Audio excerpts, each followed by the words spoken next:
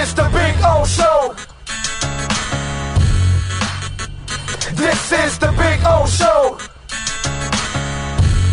Two here on Inside the Paint. Looking at some of the comments here. Emilio Hernandez says PJ Tucker is today's Udonis Haslem. I like that. I like that. You know what? I actually, when I was writing that story just now for Sun Sentinel and sunsentinel.com, I almost took that angle of sort of that pantheon. And again, Clay, you were in diapers back at this time, but starting with Grant Long, 34 years. Come on, I'm not that young. Oh, okay, but I'm saying, okay, but starting with Grant Long. I was in diapers for the Magic Johnson playing all five positions, jumping center game. Against the Sixers, right. So when you go back to Grant Long and back in his days and what Udonis Haslem did, and P.J. Brown is another name from that initial Pat Riley era, that's what the Heat have always had. And that's what makes the Heat style work, because that's who they are. They are a team that needs to have glue guys to let other guys be themselves. When you think about it, the Heat in this series with a very good defense has a lot of, how do I phrase this? Not very good defenders out there at times. When you have Tyler Hero out there, God bless him, Max Strus, and things like that. But a glue guy can help make up for that. It's almost like when PJ Tucker is out there, when Max is out there or Tyler's there, he has an eye in a second place. Because he has the confidence, I can, as Bam would say, cover my cover, but also help out a teammate. You know, what's the thing of the great defenders you always hear about being in two places at one time? How you hear of a great quarterback keeping an eye on his receiver, but also reading the quarterback's eyes. That's what P.J. Tucker is. P.J. Tucker makes the other players better. And you know what, Clay? We're going to wind up in the same situation we were 2 years ago. Jay Crowder had way too good of an offer from the Suns. The Heat were trying to save cap space, thinking they'd make it Giannis at the time. They let him go. PJ Tucker has a player option after this year. I don't care if he's 37. I don't care if he's 47 or 57 with the way he plays. You got a 6'5" guy who has almost no athleticism left, but he finds a way. He's a special, special player. I love what Jimmy Butler said last night and what Eric Spoelstra said. He is the heartbeat of their team. Yeah, and Jimmy Butler, for you guys who missed, he said, I never thought I could fall in love with a basketball player the way I've fallen in love with PJ Tucker. And I'm going to interrupt for a second. I almost expected for PJ to go up like after figure skating with the bouquet of flowers that he got from Jimmy after the game. And look, I you know, peeling back the curtain, I love watching PJ Tucker. I love watching his post-game news conferences, the post-game Zooms. He's got the rings on. And you can hear, I know you're in the room, so I don't know that you can hear it unless you watch it back, but you can hear the rings cracking together on the microphone. And it's like, if somebody asks him a question that he doesn't like or pushes it just a little too far, then you get something like the GD comment that he said. Then you get something like when they were asking him what adjustments they were going to make in the Philly series. Like, well, you want me to just tell you what we're going to do? So I just think he's perfect. And yeah, hopefully they win a championship, and this is a bad problem or a good problem to have. Where you're trying to figure out if you can. But it's been fun to watch and see how quickly he has become a part of Heat culture, and in many ways, vice versa, right? That he's kind of taken over that role. The guy that I don't think is getting enough love from last night, he's gotten some love, but they don't win the game last night if Tyler Hero doesn't do what he did in the first half. And what I thought, Ira, watching that game was when Boston's physicality was causing Miami a lot of problems early. And maybe it was rust. Maybe it was just that adjustment period. Whatever it was, they needed someone. They needed something. And Tyler Hero goes out there. And look, it's not the 30-point performance that maybe he had in the bubble against them. But they're not down by just 8 points at halftime if he doesn't come out and do it. Ira, there was a point when it felt like Boston may blow them out of the gym in that first half. And when you got somebody out there that was like, all right, I'm going to keep you guys afloat. I'm going to find a way to make this happen offensively. And sensing kind of that moment, we've seen it from Tyler Hero in the past, not necessarily in these playoffs, but we've seen it in the past when nothing else is working for the Heat, he kind of goes out there and finds a way. Ira, I think Jimmy Butler was obviously the biggest story from last night, and with good reason. I love that finally you got the Tyler Hero in these playoffs where he's doing what the Heat need him to do the most, which is kind of taking them out of the mud and getting some points when nobody else was able to. Yeah, you know, what Tyler Hero did, and I asked him, I requested him post-game for that reason, because I do believe that he was the guy who kept them afloat in the first half, and that's what he can do. And he's also smart enough to get the hell out of the way when Jimmy has it going in the second half. So if you watch, I don't know if you had a chance to watch the post game. Basically, I asked both of Tyler's arms that question when he showed up in his sleeveless deal and sort of enjoyed the moment. Yeah, and that's what you need. You know what? It's interesting, Clay. For as good a team as the Heat have been, number one seed in the East, up 1-0 in the Eastern Conference Finals, chance to go to the NBA Finals. Matter of fact, I'm going to throw this back at you. To me, I only see the Heat with 2 shot creators, which is remarkable to have gotten this far. We know Jimmy's a shot creator because he's a free throw creator. We know Tyler Hero's a shot creator because he's Boy Wonder and he creates his own space. Usually teams have multiple numbers of guys like that. But let's look at the starting lineup. You know, you and I have spoken about this for weeks. Bam Adebayo is not a shot creator. He's not going to be a 30-point guy unless it's off lobs and offensive rebounds. We know that. PJ Tucker's going to get 5 points and go, yeah, I had 5 points. Max Strus is a shooter. Gabe Vincent is a shooter. The only other guy you can make that argument for is Victor Oladipo. Yep. But again, the sample size is so small. His playing time can be so limited, and you don't know. The one thing that Victor Oladipo, I put this way. Jimmy Butler, consistent shot creator. Tyler Hero, consistent shot creator. Victor Oladipo waffles. There are Oladipo games, and then there are times you're just not sure he's out there because he's still working back from quadriceps surgery. So that's what makes Tyler so important. He's the other guy when Boston is playing the best of Boston defense that he can give you something just like Jimmy does. Tyler, if there was not for Tyler Hero's first half last night, Clay, I don't think the Heat would have been able to have that third quarter or possibly even pull out the victory.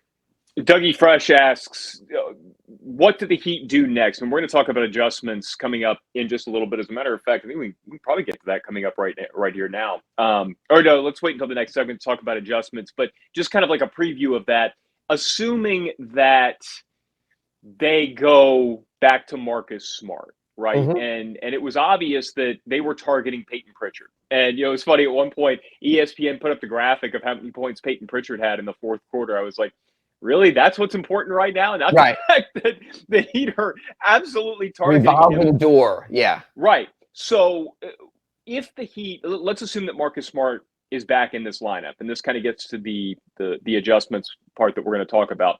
What's next? What did you see out there that you thought, okay, this could also work for the Heat consistently? You're talking about the shot creation, but what is the thing that you think they can do that can get them a win if they're not targeting someone like they were Pritchard? Well, number one, and we saw it in the second half, you've got to make three-point shots in today's NBA. I mean, look at the Sixers series. The team that shot better three-pointers won the game. That's what it was. Even the Hawks series to a degree also. That's how the Heat are built. Again, let's look at their starting lineup. 2 of the guys only shoot three-pointers. Matter of fact, with Gabe Vincent, 3 of the guys, their primary offense, okay, for PJ Tucker, for Max Strus, and Gabe Vincent, you would agree is three-point shooting. That's what they do. Tyler Hero off the bench to a degree, Victor Oladipo off the bench to a degree, and when he's feeling it, Dwayne Dedmon off the bench to a degree from 3 also. They have to make three-pointers. It is as simple as a make-or-miss league when you play against teams that pack the paint, that are not going to let you get to the rim, that are going to build a wall, sort of, like Boston does, not to the degree of Milwaukee. So to me, that number one is more than anything. But a number 2, and a close number 2, is play it in the mud defensively. So if the Heat don't score 108 points and don't get over 100, look, I almost thought last night's game was higher scoring than I thought Heat Celtics would be anyway. I agree. And when you add in the defense of Al Horford and you add in the defense of Marcus Smart, it might come down that way. The Celtics can add in 2 more defenders. Kyle Lowry, yeah, he's sort of a defender. He's smart, but he's not the defensive impact of those 2. So I think the Heat still have to keep the Celtics down. Basically what we saw yesterday. Let Jaylen Brown get his. Try to contain Jason Tatum. There's not really a lot of consistent or committed offense from Boston also. So I would say what the Heat need to do to win in a Marcus Smart Al Horford game, make your threes, and defend like you did in that third quarter and your best defensive sequences last night. The three-point shooting is what I keep coming back to, Ira. And it was something I thought about before the series that I didn't think was getting enough play. And I think it's something that will ultimately swing this series in the Heat's favor. And you look back last night, the Heat were 33%. Boston was 32.4%. So it's not like the Heat out. As a matter of fact, Ira, to your point about the scoring in this game, I thought the amount of points was not reflective of the level of defense that was getting played. I thought the shot making last night was insane, even in the half court. And I mean, there were some shots. Jason Tatum and Yes. Jaylen Brown were making some contested threes that, like, you know what? You tip your cap and you move on. I thought, especially in the second half, and obviously the score reflected this, the quality of shot that the Heat got was significantly better than what Boston got. Boston just knocked down some wild ones, and credit to them. The Heat did make some tough ones too. That one where Jimmy Butler was in the corner with the shot clock winding down, toe on the 3-point line. So to me, Ira, the thing that coming into this series that I thought people glossed over a little too much, but with how each team plays defense is going to be incredibly important. During these playoffs, the Heat have been just mysteriously bad from 3-point range, 32%, right? And during the regular season, they're the best 3-point shooting team at 38%. 6% difference is huge in the playoffs when you're talking about one possession. Especially when you're multiplying by 3, yes. Yeah, exactly. Flip that to the Celtics. The Celtics during the regular season, I want to say they were like 35.5%, something like that, 35, whatever it is.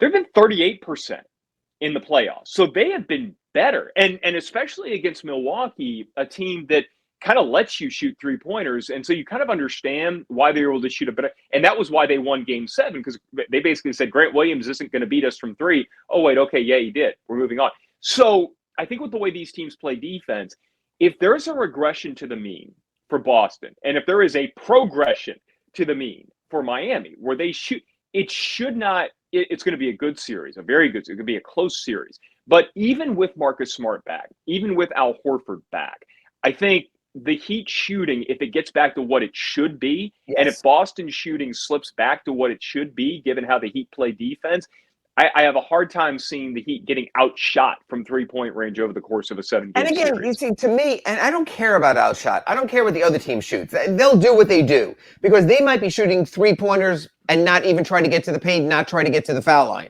The Heat needs to be in that at least 35% range, and preferably something closer to 37. Other team, whatever. A lot of times we compare what we think are apples to apples, but they're in different ends of the court. Like when you compare two teams' offensive rebounds. No, it's not the same battle. My battle for my offensive rebound is not your battle for your offensive rebound. Same thing on threes. If the Heat get their shooting percentage to where they want and the other team outshoots them, fine. Because then maybe the other team isn't getting in the paint at all. Maybe the other team isn't getting to the foul line. Maybe the other team is working the ball so hard to get those shots, they're also committing turnovers, so we're going the other way, or long rebounds, so the Heat are playing in transition. So again, I think it's more about the Heat's 3-point shooting than the other team's 3-point shooting. Look, the Bucks rode that to a championship last season. Sure.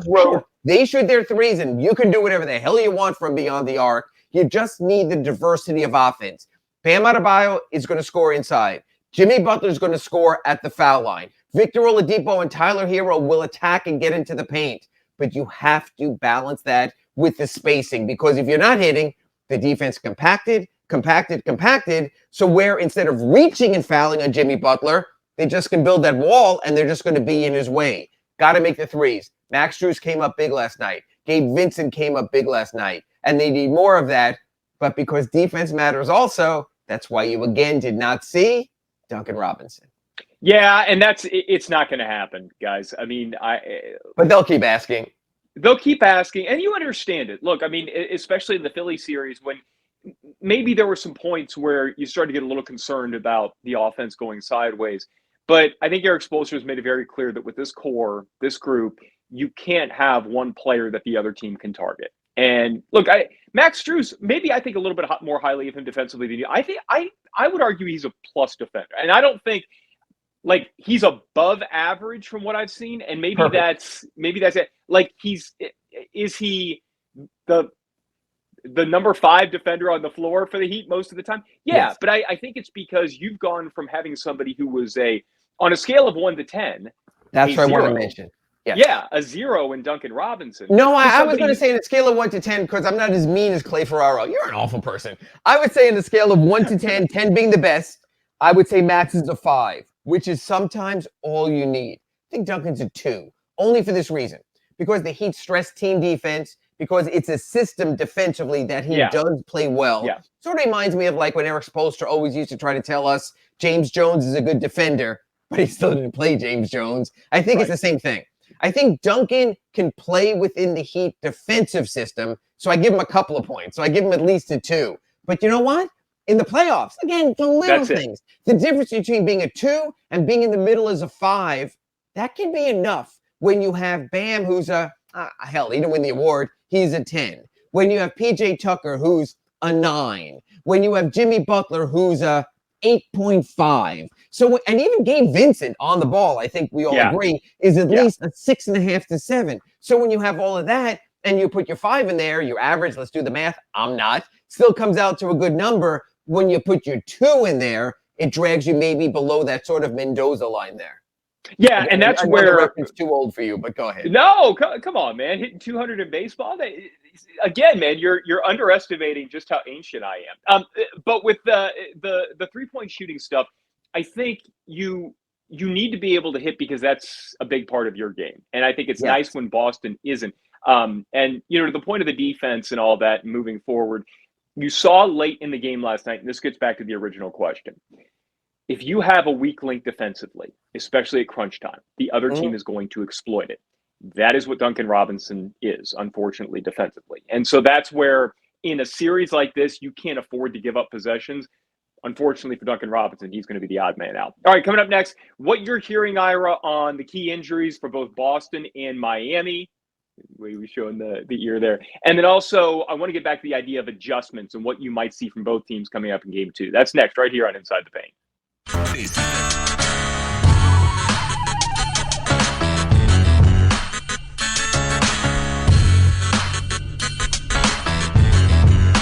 This is the Big O